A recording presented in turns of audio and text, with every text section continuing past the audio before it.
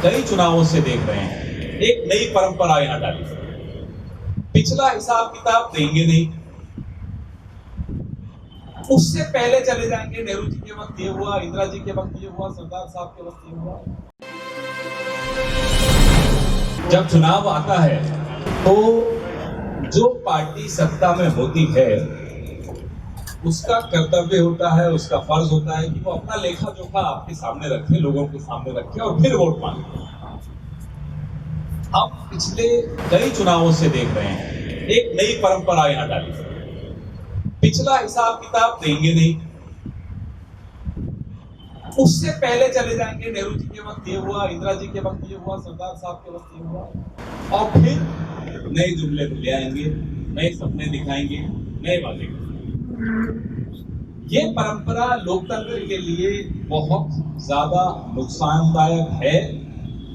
ये परंपरा गुजरात को बहुत नुकसान पहुंचा रही है और इसका उदाहरण आपको दिखता है जब आप गुजरात में शिक्षा की हालत देखते हैं, जब आप गुजरात में स्वास्थ्य की हालत देखते हैं, जब आप ये खबरें छापते हैं और हम पढ़ते हैं, भारी मन से पढ़ते हैं कि शमशान घाट की चिमनी पिघल गई, कोविड में इतनी मौतें हुई। ये सब उदाहरण इसलिए दे रहा हूं, जख्मों को खुदेड़ने के लिए नहीं दे रहा। ये उदाहरण इसलिए दे रहा हूं कि ये जो फेल्ड मॉडल होता है लोकतंत्र का, वो ये है कि आप अपना हिसाब किताब नहीं देते, अपनी जवाबदेही नहीं बनाने देते, जिम्मेदारी नहीं लेते कि साहब मैंने पिछले मैनिफेस्टो में ये कहा था और मैंने ये किया। शिक्षा की जो हालत है, सरकारी स्कूल नए बनेंगे नहीं, निजी स्कूल बनते चले जाएंगे। और निजी स्कूल से हमें कोई आपत्ति नहीं है, बड़े बड़े लोग आए स्कूल खोले, कोई दिक्कत नहीं है। जो मेरे साथ में बैठे हैं नौशाद भाई, हमारे सामने जो जमीन है एग्रीकल्चर यूनिवर्सिटी की, इनके दादा ने अपनी जमीन शिक्षा के लिए दान दे दी। तो हम तो उस परंपरा के लोग।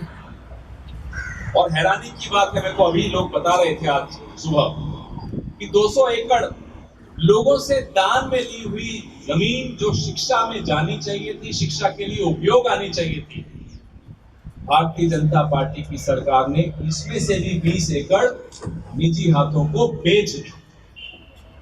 तो ये जो बाजारीकरण हो रहा है शिक्षा का, इसका नुकसान किसको हो रहा है?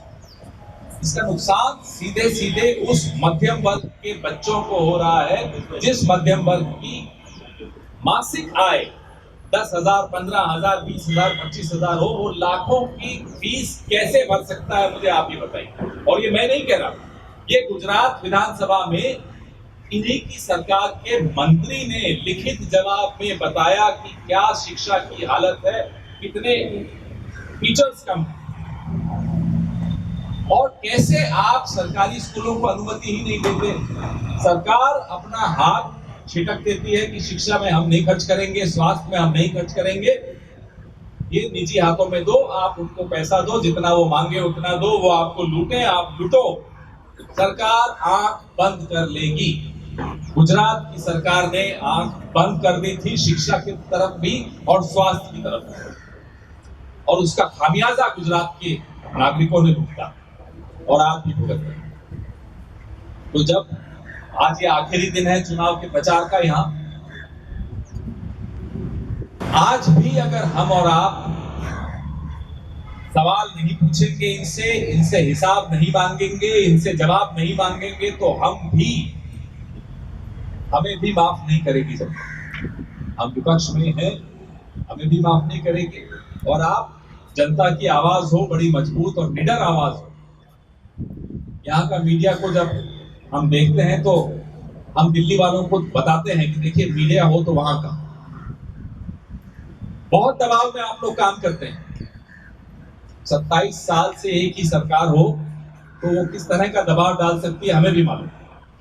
फिर भी आप निष्पक्षता से, निडरता से अपना काम करते हैं, इसके लिए आप सबको साधुवाद। ये आवाज उठाइए।